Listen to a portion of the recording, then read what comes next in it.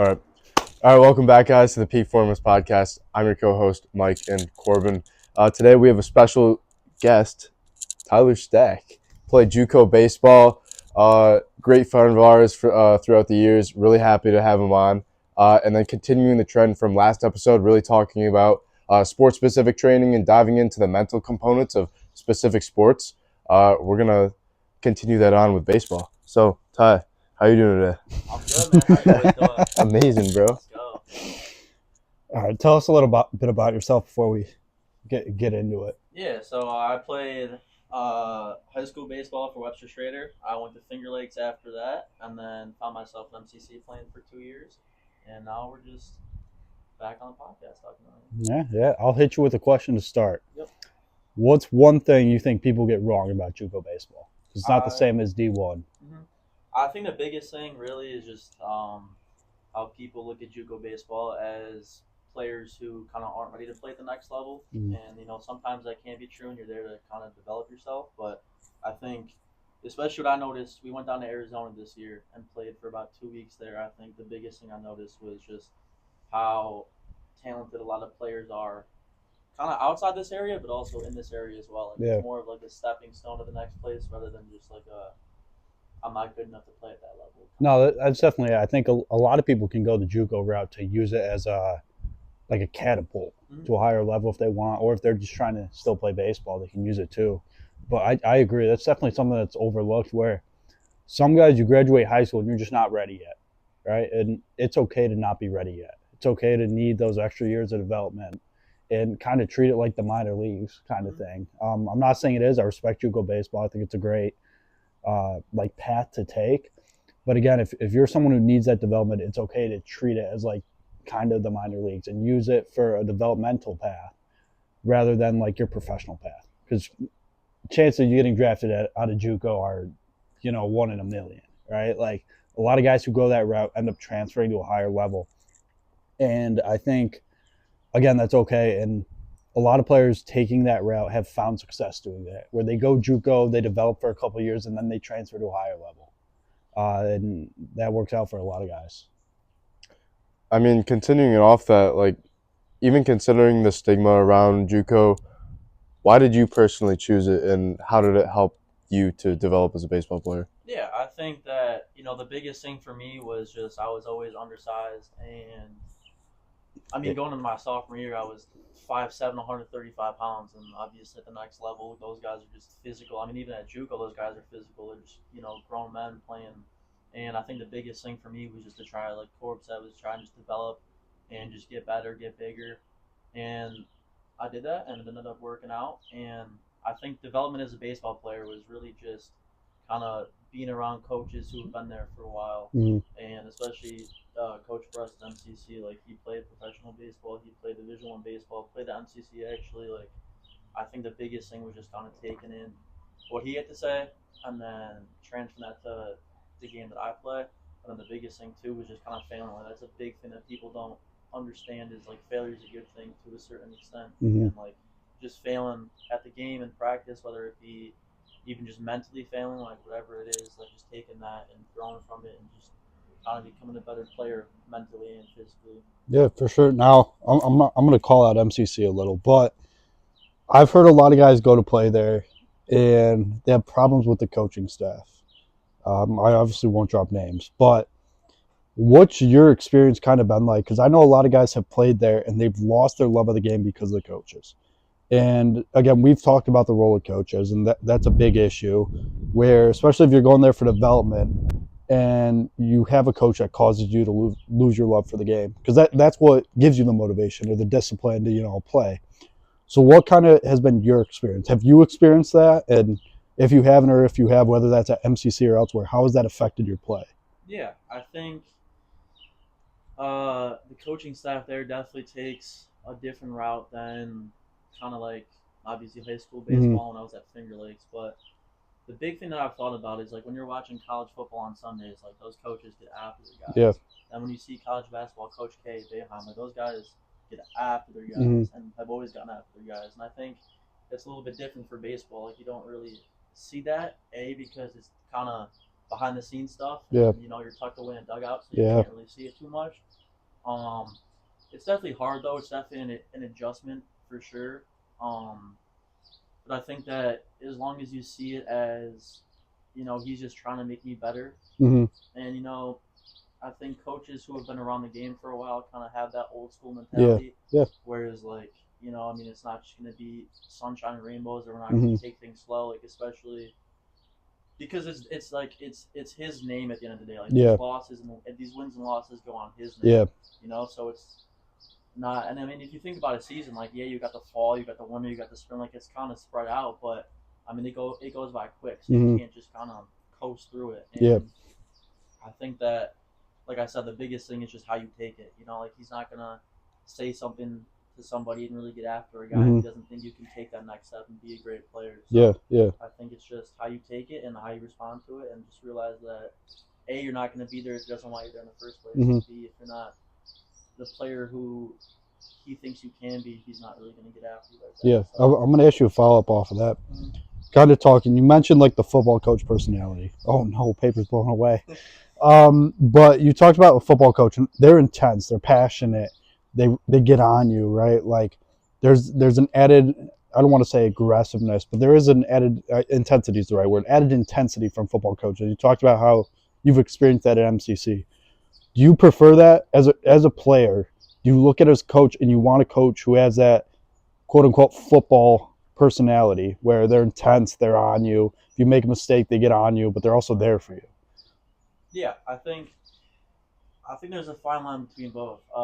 One of the best coaches I ever played for, Coach Caps, summer ball the past 2 years on the Grease Post team that we made won states back-to-back years, and like he is the same way. Like he'll get on you, he'll get after you, but like once that play's over, once that game's over, like we're going out to get food with the team after that. Like it's like nothing ever happened. So I think the biggest thing is with coaches like that is, does it kind of continue after that? And like if you make one mistake in the game, like is he still on you about the same thing in practice? Like it kind of is a fine line between like it happened, like I know I got to get better at that, or got to respond different in a game or practice, or is it just like continuous? And, like, now it's just kind of dragged out. Yeah, it seems like, here, go on.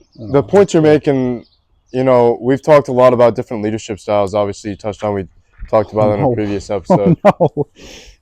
We've talked about different leadership styles and the importance of coaches and their development of their athletes. But it also goes back to really heavy on that individual discipline that we've talked about before as well.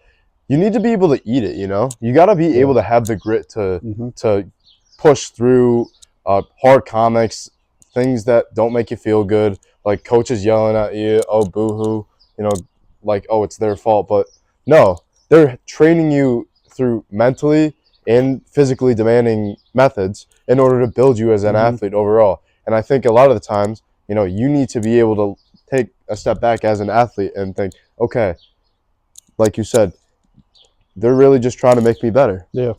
Too many athletes now are way too soft. And like, I'm sure both you guys, like, I played ball with you for up through high school. So, but so many guys are so soft. And I know I played with them, and since I played with you, I know you have too.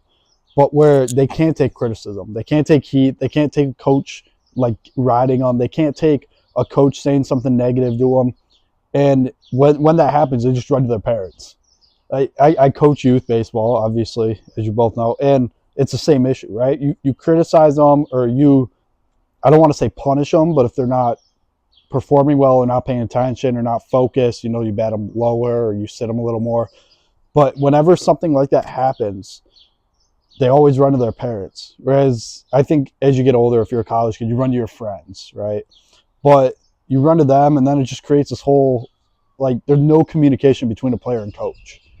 And because players are so soft, right? It's a big issue where if you have a coach criticizing you, you can take it as, oh, he doesn't like me, or you can look at it and be like, I'm going to use it to get better, right? Like, the criticism you take or you get from other people, no matter what it is, you can't have this big ego or be this stubborn where you're not willing to accept what they have to say. And everything a coach says, I know you know this for a fact. We played with coaches, again, that I didn't like. But they give you this criticism, and you don't have to accept it if it's wrong, right? Like, we talked about that balance of not everything the coach says is right, but you have to be willing to like experiment and see if what they're saying has value. And you have to be willing to push yourself and experiment with different things and learn from yourself, learn from others, learn from your coach in order to get better, and take that criticism with a purpose rather than just take it as they don't like me. Yeah, for sure. I think a big thing too that I've realized, especially more at the college level, like these coaches are also trying to raise, in a sense, grown men. Mm-hmm. You know, like it's not just always about baseball. Yeah. Like he's trying to make you a better person at the end of the day as well, and a stronger person at the end of the day. Because I mean, if you're after baseball's over, because eventually it's gonna end. Mm-hmm. You know, like, and you're at a job and you're not performing well, you're doing things wrong. Like you're gonna get chewed out. Yeah. You know, like so. I think there's also a sense of like he's trying to turn me into a mentally strong, just individual as well, Mm-hmm. and not just the baseball side. Yeah, for sure. Yeah, I interned at a local high school this year, and I worked directly with the football team, and they won the New York State championships back-to-back years. And their coaches, he's a overall really, really great guy, and he gets on them. Trust me, I've seen it firsthand. He's strict on them, but at the same time, at the end of every lift, he'd huddle them all up and talk about, hey guys, these hardships that we went through. When you're lying on the ground, looking to your left and your right, and everyone around you is doing flutter kicks, and you've been doing them for 4 minutes and they burn, and all you want to do is put your legs down and rest, but everyone around you is still doing it, and you keep going forward. That's why you do it. It's that camaraderie, and it's building mental discipline to stick out hard things, Mm-hmm. and he's building them in overall better men. And I think that there's something to really be said for coaches that take the extra step to really push you to become a better person, not just a better athlete. It creates a mentality that everything's bigger than yourself, right? When you have a coach, like you're saying, that pushes you and criticizes you, you kind of understand it's bigger than just you. And being able to establish that and like think about that, you guys both mentioned, it's going to help you off the field. It's your job. Like when you understand, again, I think a lot of people have the mentality, and I think it's the correct mentality to have, that it's just a game, right? Like at the end of the day, it's just a game. When you step on the field after those 7 innings or after the clock runs out, after those 4 quarters, it's just a game. Like life is so much bigger than sports. And when you take what a coach says, or take your own personal performance on the field and bring that with you off of it and let it affect your daily life, it's not what you should do, and it's not going to benefit you. You can obviously, again, I'm not going to contradict myself. It's going to sound like I'm contradicting myself, but your performance, you can take and learn from it. I'm not saying that. Like, learn from it in practice and use it in practice. But outside of that, you can take a step back. It's so much more. Life is so much more than sports. And whether you're an observer, a parent, a player, a coach, you got to understand that there's so much going on outside of sports. And when you're able to understand that, I think it helps you focus a little more, and it helps you realize that, again, we talked about pressure not being a real thing and just not being prepared. It helps you be less anxious. Helps you realize pressure is not a thing. It helps you realize that your performance in a game is just that, a performance in a game. It's not your performance in life. It doesn't speak to who you are off the field. And being able to differentiate your on and off the field self and your personality and your mentality is so big, and not being able to put those into one thing and form it into one thing. Because we talked about having a big ego on the field or in your training, and we talked about how that's okay. And you can speak to this in a second if you agree with that, where we're saying on the field, it's okay to act like you're the best and go out there and strive to be the best and hold yourself to a higher standard, because that's what it means when you have a big ego. But that doesn't mean you got to carry with that off the field. You can be this humble person, and then the second you step on the field, that's when you're like, I deserve to be here. I'm going to work harder than everyone. I'm going to perform better than everyone, and you set the standard. Yeah, I think that's a big thing in sports, but especially baseball in general, because you're gonna fail like a lot, Mm-hmm. And I think when you go on the baseball field, especially, like you have to think that you're the best player on the field. Yeah. And I'm a big Yankees fan. You guys know that. Trent Grisham was talking recently about how last year he had 9 home runs and batted like 200. Like didn't really play a lot. Because they had a stacked outfield last year. this year he's batting like 275 with 12 homers through 40 games so Mhm. far. And the big thing that he kind of connected on was just how his thinking is different. He got a mental coach in the offseason that really helped him believe that he should be there. Yeah. And I think that, I mean, baseball's obviously a physically demanding sport. I think a lot more than people realize. Mhm. And like you have to obviously just be mechanically sound. Like you have to, you know, be a clutch player. You have to, have big time moments. But I think the biggest thing is how do you get there? And I think that's mental. Like you have to really lock in, and you have to understand that you're there for a reason. You have to think that you're the best player on the field, and that's how you succeed. Yeah. Let me ask you, do you think with that mentality, and your personal experience with JUCO, and then also continuing it off, we can relate back to the coaching situation, but do you think it's harder for an athlete to succeed, or do you think you need to have more drive at the JUCO level compared to a four-year school? 100%. I think that the difference between being at a 4-year school and being at a JUCO school is because when you're already at a 4-year school, like you know that it's kind of set in stone. Obviously, if with the transfer portal now, dudes are moving all around and stuff. But I think if you're at a 4-year school, like you have to play well to play. You have to practice well to actually get on the field. But I think the bigger and like kind of scarier, if you will, thing for JUCO players is like you got 2 years to kind of show who you are and show why you're available to these other schools to go have a shot to play at the next level. Yeah.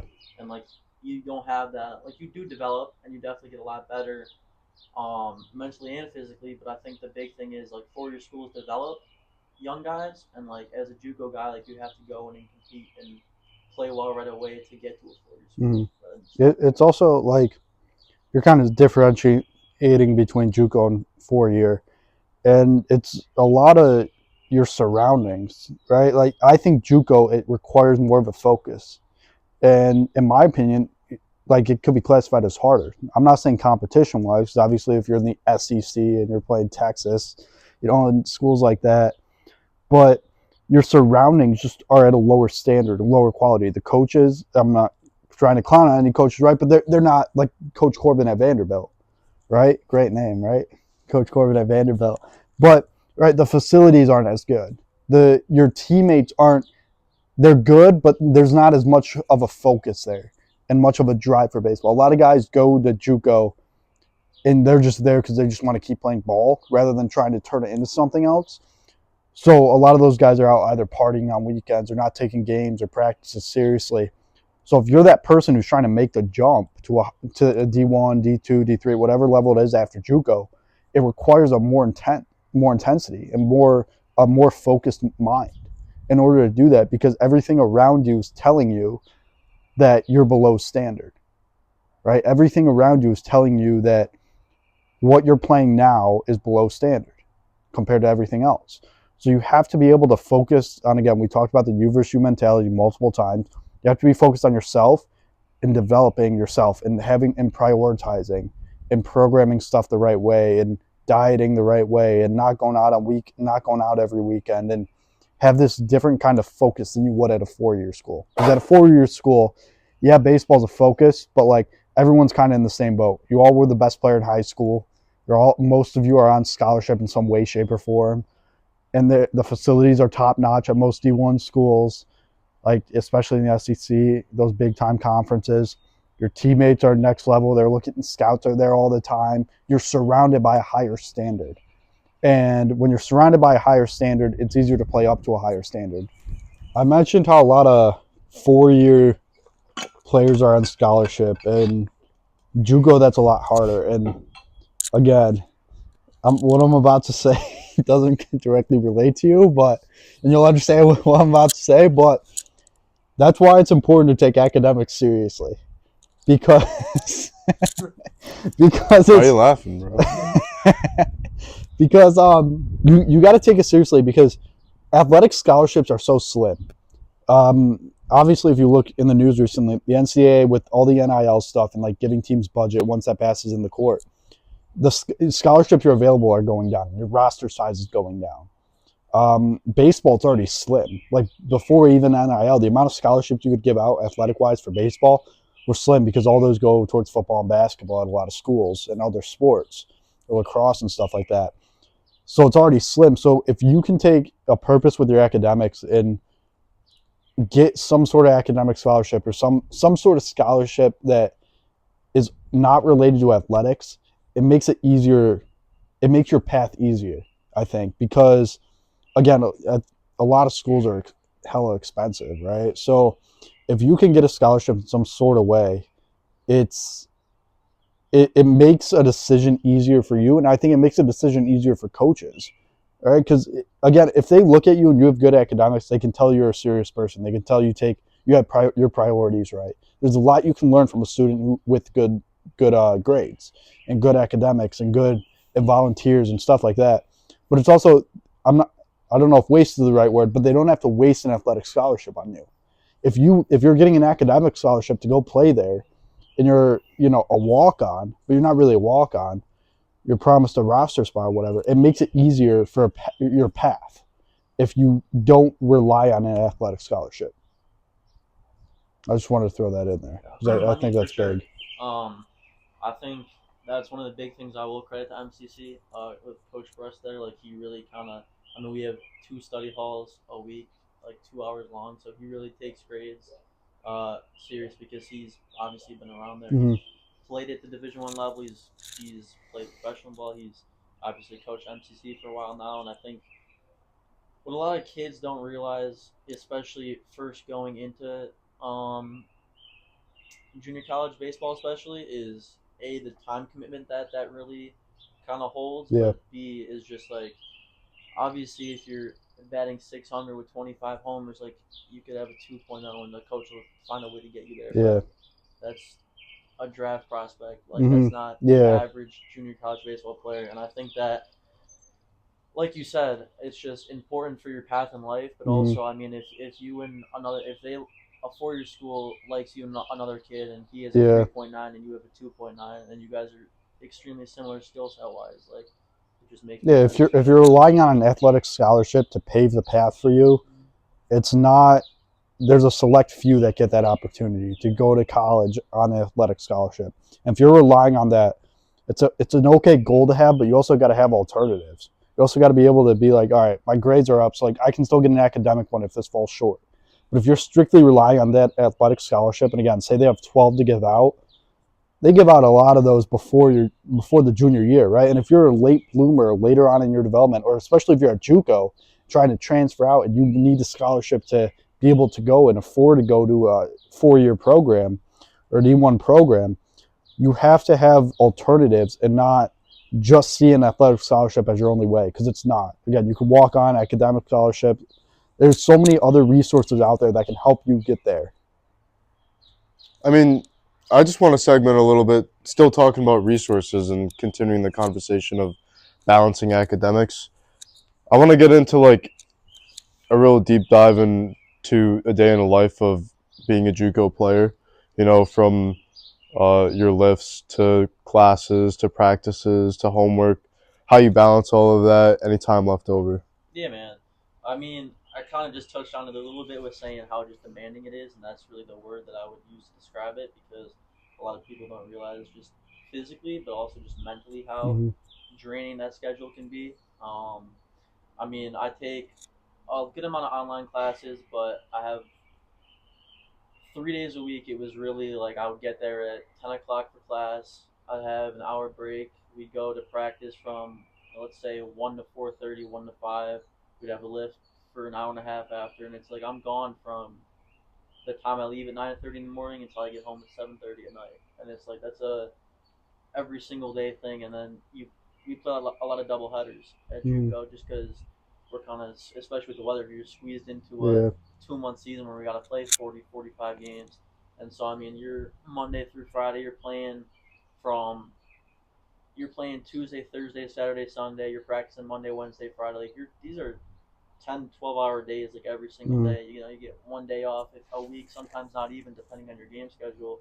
And I think that in itself is hard. And then once you add school into it, I mean, you're taking college level classes. Obviously, it's hard to do well in those. Sometimes even without baseball, you add baseball in there. It's like, I mean, we're talking about 15, 16 hour days here, so it's hard. But I think a big thing that you kind of touched on that made me think a little bit was just your path. You know, Mhm. you got to stay locked in because it's always bigger than baseball to an extent. Yeah. You know, you got to really lock in on your grades and just kind of take that with a grain of salt and just keep moving forward the way that you know you're supposed to. But Yeah, there's you talk about the intensity it takes every day in and day out, the toll it takes on you.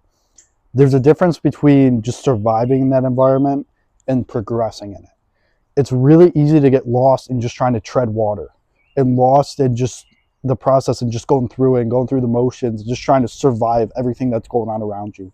Survive your classes, survive the homework, survive the lift, survive practice. And at the end of the day, just like you're just tired, you're wasted, you don't feel like you got better because you just went through it with no purpose. Whereas if you look at it from a progression standpoint, like you said, if we talk about going to take that JUCO route and using it as a catapult to a higher level or continue on with a different path in life or whatever it is, you got to be able to progress in that intensity and continue to improve. Because like I said, it's easy to get lost in that. It's easy to get lost in the process rather than look at it as you're trying to get better day in and day out in everything you do.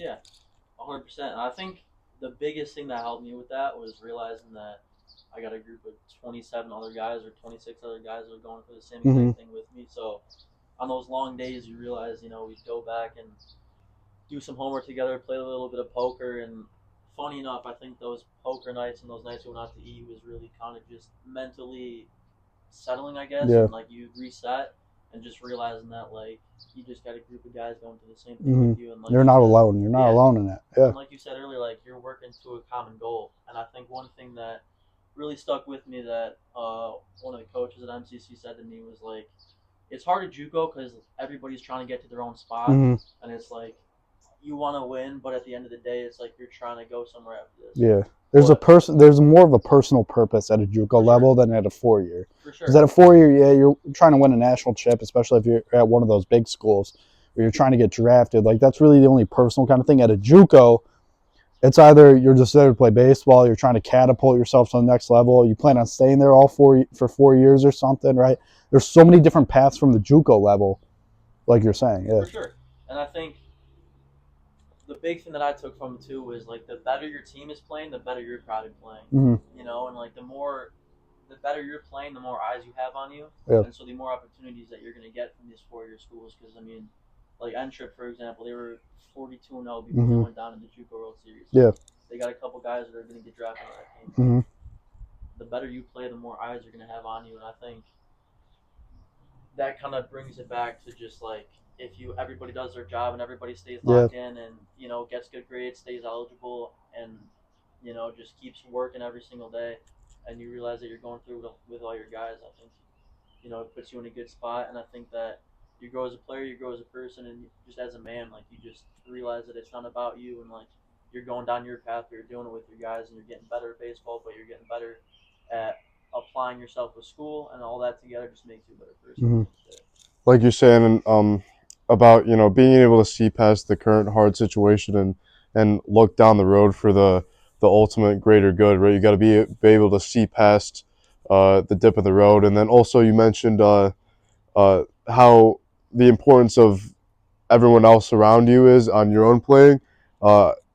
It's so important to also look at how you're affecting the rest of the team. You got to have infectious optimism. You got to be able to say yes to hard situations and realize the importance of sticking something out that's difficult for the greater good at the end of the road. Personal goals help the team goal. I think that's big, and it's also okay to have personal goals. I think a lot of people are like, when you have personal goals, you're selfish and you're only worried about yourself, but that's not true. You can have personal goals that either help team goals or just help your team. If I have a personal goal that I want to throw harder, I want to run faster, that personal goal is going to help your team. And that's why it's okay to have personal goals. Like that's how you get better, not just saying I want to win. When you say I just want to win, it's just a team goal, but there's no steps there.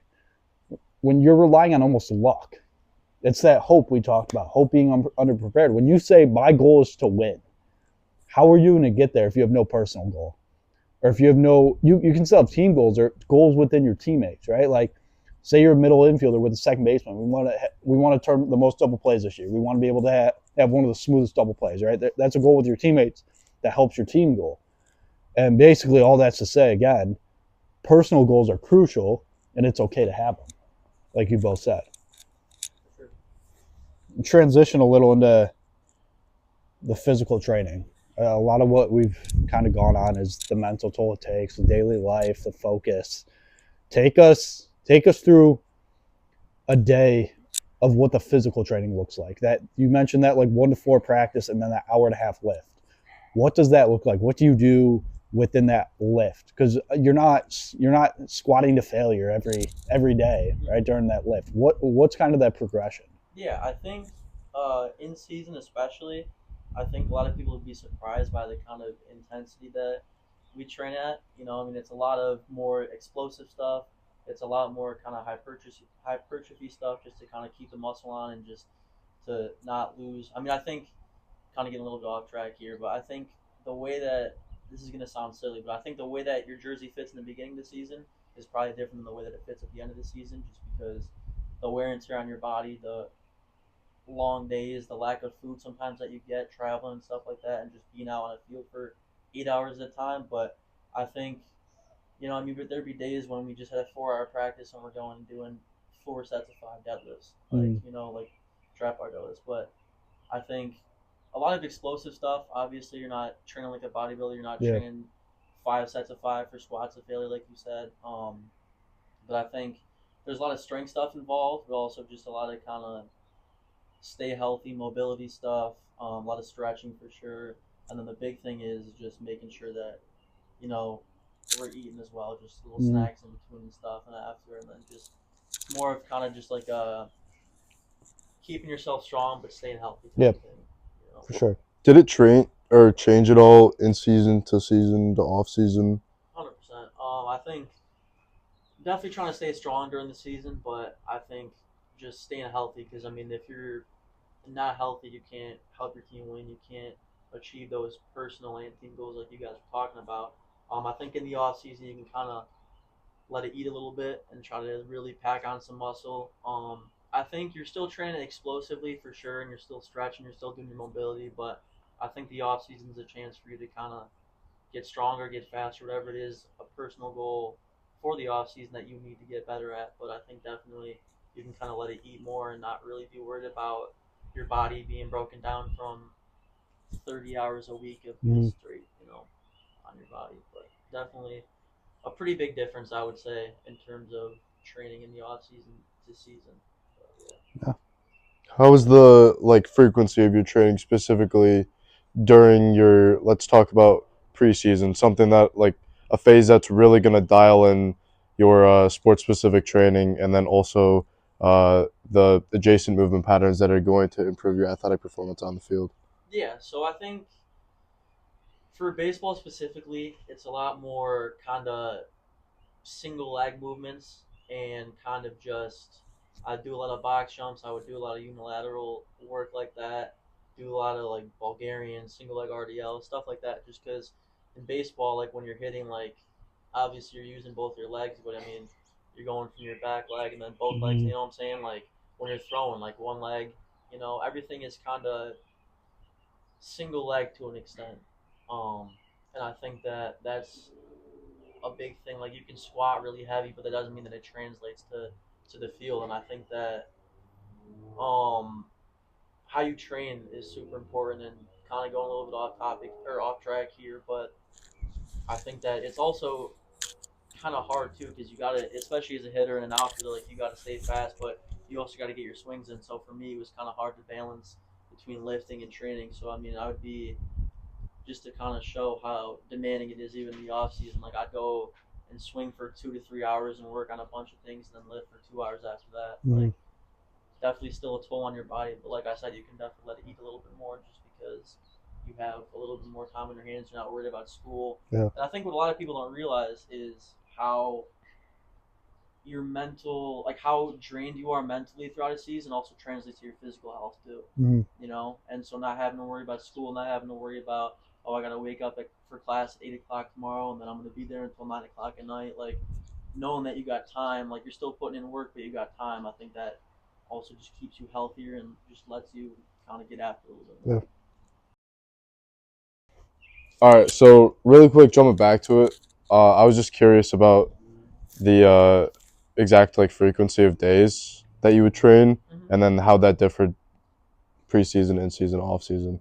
Yeah, I think honestly, for me specifically, it's kind of similar.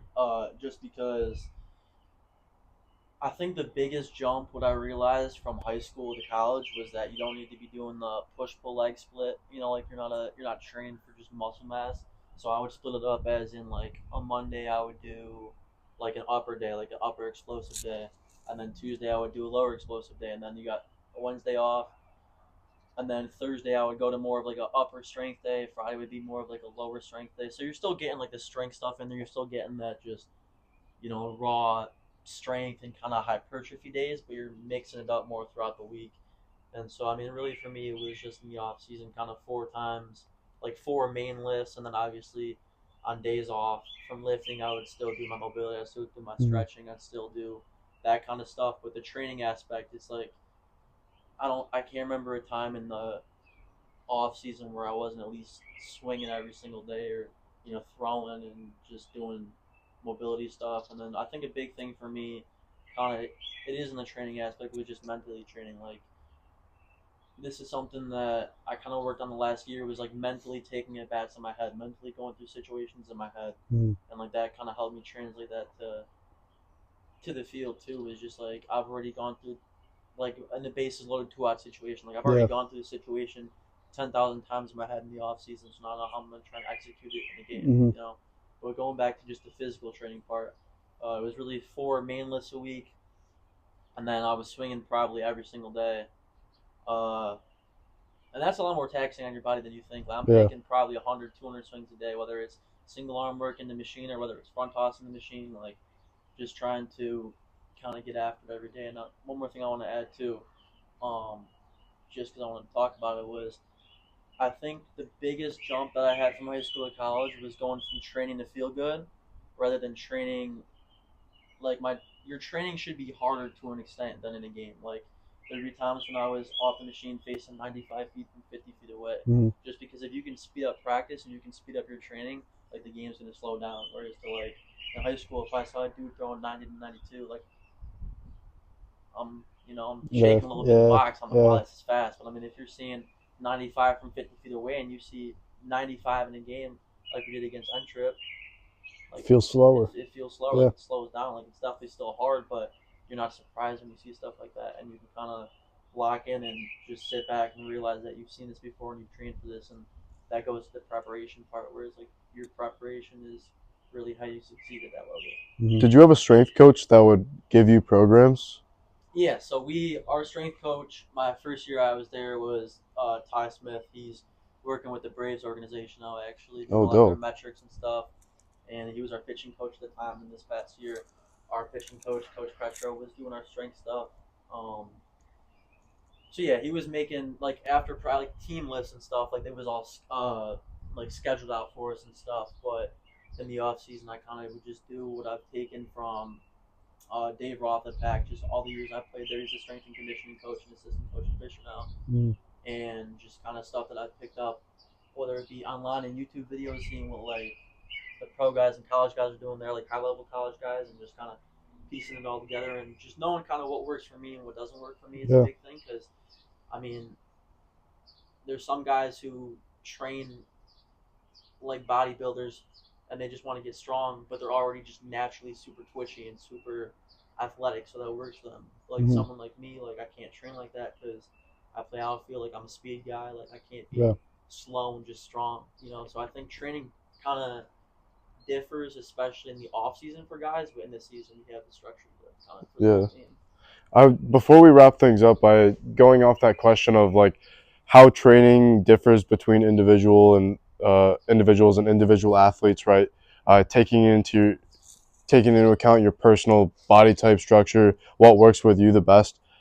How important do you think it is on the physical training side of things on an individual level, and how much do you feel like it separates you from athlete to athlete? And do you think athletes, or if there were any athletes from your personal experience, could just get away with being naturally gifted at the sport and they didn't put in as much effort as maybe you had to on the with your own training outside of playing? Yeah, 100%. I mean, I think you see guys all the time. Like, I'm just gonna name drop Jazz Chisholm real quick. Like, he's the skinniest dude who's in the baseball field, but he's just so naturally. I keep using that word, but twitchy. Like, he's just so like springy. Like, he's quick. Like, the bat moves just different than other guys. You know, and you got a guy like Judge who's 6'7", but he's still 285 pounds. Like, you can tell that he's a thicker dude. And it's like some guys just kind of have that natural, whether it's leverage from height and weight wise, and like, but I mean, you see guys like Corbin Carroll in the league. He's 5'6", 165 pounds. Like, he's still twitchy 100%. But like, it's just, I think training. I think there's guys that just naturally kind of like have it, and I say it as in just a natural talent for the game, natural explosiveness, natural just ability. Yeah. And there's guys that have to train that, and I think what separates. I think when you look in the league, especially, all of those guys have it as in that ability. But I think what separates those guys is they have that, but they also train really, really hard.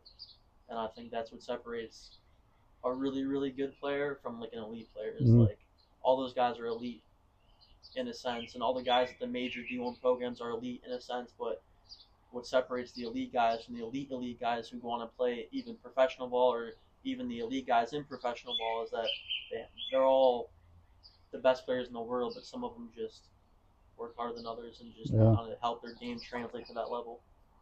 Yeah, I mean, this is partially off topic of the physical training side of things, but it just brought my mind back to like that being a team player sort of thing that we were talking about before, and how important it is to be infectious around your teammates to help drive them to be better, because you're only as strong as your weakest link.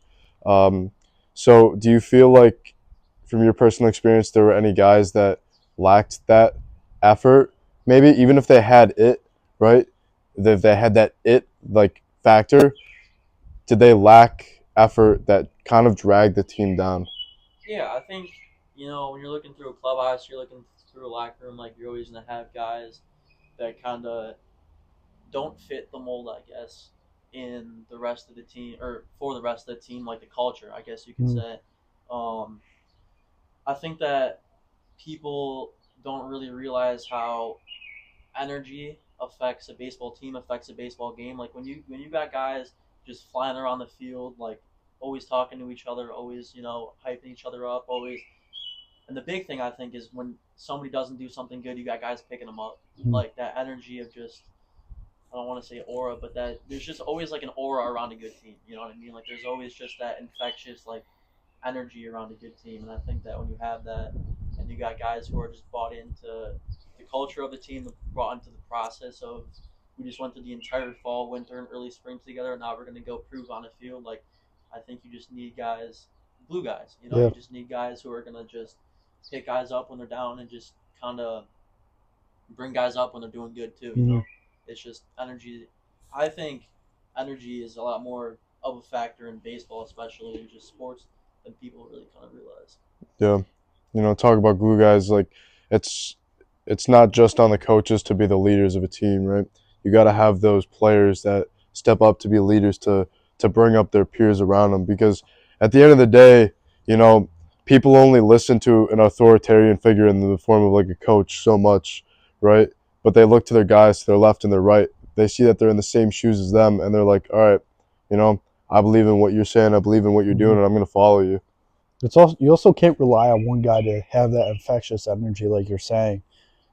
Every team has that one or two guy that always is like happy to be there, always has this high burst of energy. But it's not that it gets old. It kind of gets repetitive that's the only guy doing it. And then if that guy ever comes in off, like you said, it translates because everyone feels off. So when you get used to looking at that one guy and not taking it upon yourself to be that person, I'm not saying you got to be the one jumping out, running yelling at everyone, getting everyone hyped up. But when you just come with a presence that like you want to be there, you're working hard, you're putting in the most effort you can, you're leaving it all out on the field, it's going to translate to everyone else. And now you're not relying on someone else to be that person. If you can be that person, it's going to help you and it's going to help your team. And eventually it'll, like you said, it's infectious. If you do it, other people are going to follow. And then more people are going to follow. Eventually you're going to have a whole team of 20 plus guys all having that same energy. When you have that, it's easier to go to practice every day. You talked about the toll it takes on you daily. It's easier to go to practice and go to a lift when everyone's bought in. Everyone has this high energy and high effort. Everyone wants to be there because it no longer feels like it no longer feels forced. It doesn't feel like a job. It feels like it's back to youth baseball, youth sports you sign up for, right? When you get to that higher level, it sometimes feels like a job. But when you have that infectious energy, it feels like that's what you signed up, right? Like it's bringing you back to the roots and why you started playing. And again, we started this off with talking about the love for the game. Having all that energy, you have that love to be there. You have that love to go out there and perform. And when you have all that energy and love and passion, it's just easier. And when you can make it easier on yourself and your team, it's just, it puts your mind at ease. It puts your body at ease, right? Your body, you're still working hard, but you're not as tense, right? You both can speak to it. When you're stepping in the box and you tense up, you're A, not going to find success, and B, you're risking injury because all your muscles are tensing up. But when you're able to stay loose and able to stay, you're now more confident. Your physical health improves, your mental health improves, your mentality improves, your performance improves. And all of that just comes from having good energy. And like you said, it's a crucial part that's often overlooked. Anything you got to add before we ask them the final question? Wrap this thing up. Now, the only thing I was going to say is just a couple takeaways before we ask Ty's final question here. Really just summarizing everything. You know, JUCO is not a backup option with coaches that don't care about their athletes, that are just hard on them for no reason, right? It's a developer. Say yes to things in your life that is going to develop you. Discipline, commitment, and self-accountability are non-negotiable. You need the discipline to be able to stick out these hard things. You need to be able to have the commitment to your team, to your coaches, to see the greater purpose. And you got to have the self-accountability in your training, not just in season, but off season as well, to get better every single day. And you also don't need everything handed to you. You have to work for it. You have to come with this infectious optimism, this energy. You have to want to be better. Yeah. Corbin? Oh, you want me to ask the Yeah, question, go or you ahead, go wrapped ahead. everything up? All right.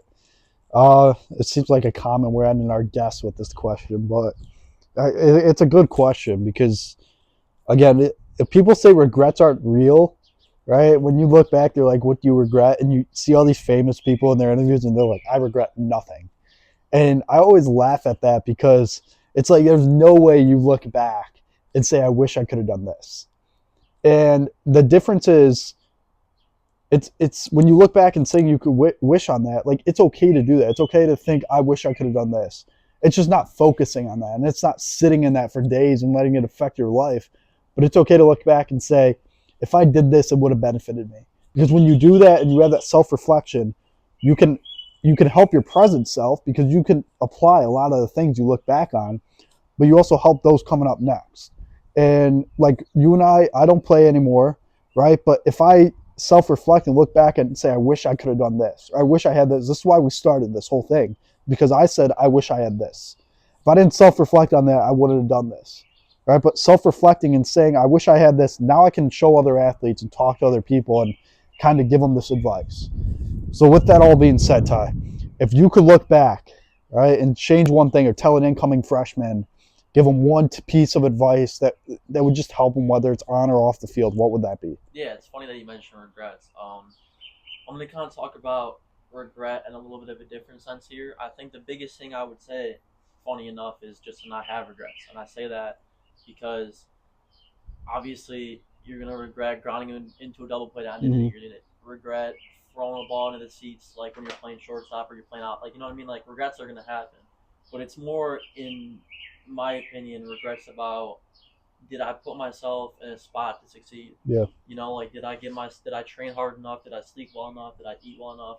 Like you have to. I mean, you're gonna fail. Like, sports in general, and especially baseball, like you're gonna fail. Like it's not about regrets, as in I wish I played better. I wish I did this. It's about did I work hard enough and did I hold myself accountable enough and was I a good enough teammate? Was I good enough? Was I coachable enough? Like it's really regrets in that sense. Like did I put myself in a good enough position to at least go out there and succeed? Yeah. Even if I didn't, did I put myself in that spot? And I think that's where I say like baseball is going to end at some point. Your sports career is going to end at some point. But if you can put yourself in a position to where you don't have regrets on the type of person you were, the type of leader you were, the type of teammate you were, you know, and like, did you work hard enough? I think regret in that sense is where you want to be, just not having regrets in how you were, I guess. Yeah. It's I correct me if I'm wrong, but basically summarizing, like I said, it's having the self-reflection and not looking back and regretting everything and letting it affect your daily life. Yep. Like you said, you look back, did I sleep well? Did I eat well? Was I a good teammate? That's all self-reflection, right? That's all looking back and being like, did I put my best foot out there? And if you did, that's great, and that's what you should have done. And if you didn't, what can you do differently? Or how can you help others not make that same mistake? It's not looking back and being like, oh, I didn't do this, and then like you're just pissed off at yourself for the next month. And you're constantly thinking, you go to bed every night like, if I only did this, I'd be here. If I only pitched better my senior year, I'd be playing college baseball. If I only, like didn't throw an interception, I'd still be like, it's not focusing on it, but using it. Basically is what you're saying, right? Yeah, and I think the big thing is it's not really about the outcome as much as it is the process. Yeah. Like it's not about, oh, I just threw a game-losing interception. Like if I didn't do that, something else would have happened. It's more about like the process of it all. Like, did you put yourself in a spot to succeed? Mm-hmm. And it's less about like failure is going to happen. It's less about the fact that you did fail, but it's more about did I do everything that I could to even get to that point? Yeah, I guess I like that. I'm going to clip that. It's good. Don't leave room for error, and don't leave room for failure. If you know that you attacked every single day to your best ability, and you know that you slept well, you ate well, and you trained well, like if you genuinely believe that you put yourself and your body and your mind in the best spot possible, like the outcome's going to be the outcome regardless. Yeah. You just gotta do everything you can to make sure that you put yourself in the spot to succeed. That's good. Exactly. That's good. Anything you got to add? Just to add on, it's important to recognize the fact that, like you said, regrets are like the things that you can change, and mistakes and failure come, and it's normal. But it's important to realize that regrets and mistakes are two different things. Yep. And you can prevent regrets, and that's something that you should really focus on to not have. Yeah, you gotta control. Bro, lost the train of thought. You gotta control yourself, You can control how well you sleep, how well you eat, how well you train, but you can't control, ground and new double play. You can't control striking out to a certain extent as long as you put yourself in a good spot. Yeah. Anything else, or wrap it up? Wrap it up. I think a lot. This whole 45 minutes, a lot of what you said, Ty, is everything we've said previously. Like it's just funny to see that, like every episode, what we talked about, and how everything we just said, he just summed up in 45 minutes. And how that relates, right? We talk about how we're not playing anymore, but we still understand the game and understand what's happening, and that just goes to show where you're still playing. Everything we've said in the past, he just said he experiences and goes through and has to deal with, and we talk about the mental side a lot. And you went on for 2/3 of this, talk about how important that is and how it affects everything, and the need for mental success in order to have the actual on-field success. And I just found that funny as you were going on, and it was like every next sentence you said, it was like, yeah, we mentioned that. We've talked about that, and again, it just shows that we know our stuff, so we're doing something right. Exactly. Well, it's not even. I mean, you talked about. You mentioned the fact that like we're not playing baseball anymore. I mean, dude, the last time I picked up a glove was sophomore year in high school. But like beyond that though, it's like it's relatable to not just sports in general, just like everyday life. And you got to have that mental discipline and the ability to see things past what they may look like in the current moment and look down the road. How is it going to develop me? Be a team player. Have self-accountability, individual discipline. Yeah, well, thanks, Ty, for joining us. It was fun. Yes, sir. Thank you guys for having me. Eventually, we'll have you again, possibly. Maybe. I'll talk to him if we like you or not. All right, let Probably me know. not, but I like yeah. it. I appreciate It was good. that. Good job. I think we're good. Cool. We're good. Good Yeah. stuff, boys. Good stuff, man. Amazing stuff, I bro. thought that went well. Yeah. I think it I did. thought we could. We had a couple parent interruption. Yep. We did a couple miscues, but I thought Okay. that went. Yeah, I thought yeah. that went We just had one miscue where I was zoned out for 10 seconds. I had And then no idea what you said, and Mike had nothing to say. And he looked at me.